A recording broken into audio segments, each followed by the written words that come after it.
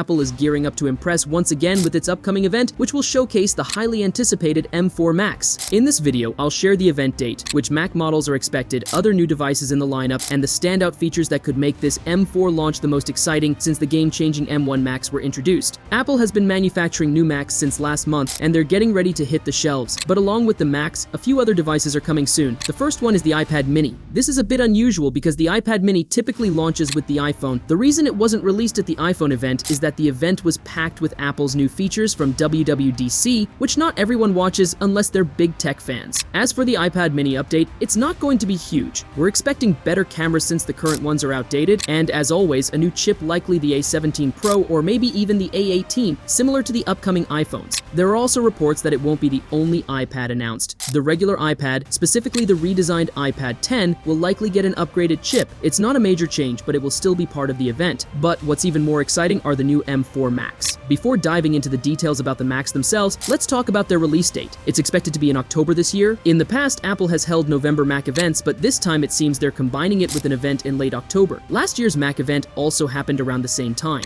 According to the reliable Mark Gurman, both Macs and iPads will be featured in this October event, and it won't just be a basic launch, it'll include the M4 Pro and M4 Max models too. Now let's go over which Macs are set to launch, and I'll also tell you about the exciting updates that may not be worth waiting for. The first one is the 24-inch iMac. It's an all-in-one computer with great speakers, a high-quality display, and a good price now upgraded with the M4 chip. Next up is the Mac Mini. Currently, we have the M2 Mac Mini, but it didn't get the M3 chip. However, after using the same design for over a decade, Apple is finally giving it a redesign. It's going to be smaller, but will still keep the internal power supply, which is great. Some people have created concept designs, but now we have more details and things look promising. One thing that might disappoint some people is that regular USB ports will be gone. The good news is that Apple will add more USB Type-C ports, giving us 5 in total. These ports are powerful, you can use them for video output, Thunderbolt features, and even connect a dock. Plus, one exciting feature is that there will be 2 USB ports on the front, similar to the Mac Studio. This is super convenient because you won't have to reach around to the back to plug things in if you've got it neatly set up. The new Mac Mini is expected to come with the M4 Pro chip. There's a chance that only the M4 Pro version will have those front USB ports, but hopefully they'll be available on all models. Maybe the Thunderbolt front ports will be exclusive to the M4 Pro, similar to how the Mac Studio Ultra has extra ports because of its powerful chip. It would also be awesome if there's an SD card slot on the front, but that might remain a Mac Studio feature. Thankfully,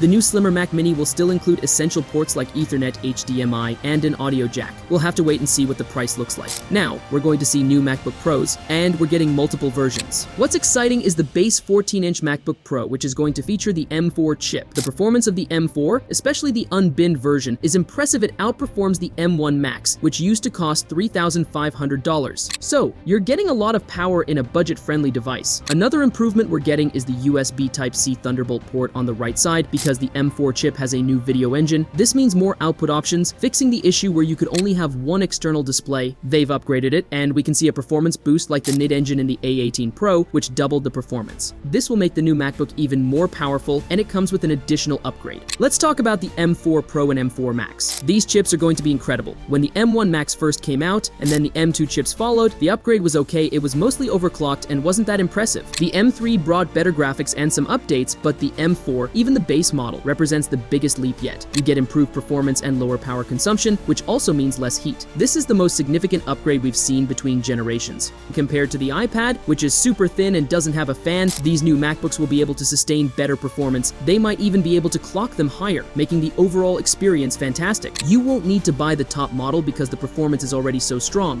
One reason to be excited about these systems, especially the base models, is that Apple is making 16 gigabytes of RAM the standard. Many thought it would be 12 gigabytes because we saw iPads with 12 gigabytes but with 4 gigabytes disabled. However, it looks like 16 gigabytes will be the new base thanks to Apple's strategy and competition from Qualcomm. With 16 gigabytes as the standard, you're getting a great deal with fewer performance issues, and these base models often get the biggest discounts after launch. You often see discounts of $200 to $300, but stores like Best Buy and Costco only stock the base models. If you wanted a custom 16 gigabytes version, you'd have to buy from Apple and pay extra, meaning you'd miss out on those discounts. So, the price difference between 8 gigabytes and 16 gigabytes could be as much as $400 to $500. This is why many people who buy the 8 gigabytes model can run into performance problems, especially with the M2 and M3 chips. By making 16 gigabytes the standard, Apple is ensuring these new Macs will be faster, avoid slowdowns, and stay powerful for a long time. I'm looking forward to this release. We're expecting a late October launch with the new Macs shipping in November alongside some iPads. If you're planning on getting one one of these new M4 Macs, let me know which model and chip you're excited about. Don't forget to hit subscribe for the latest Apple updates, and give this video a like if you found it helpful or informative. Hope you're doing well. I'll be back soon with more videos. See you in the next one. Peace out.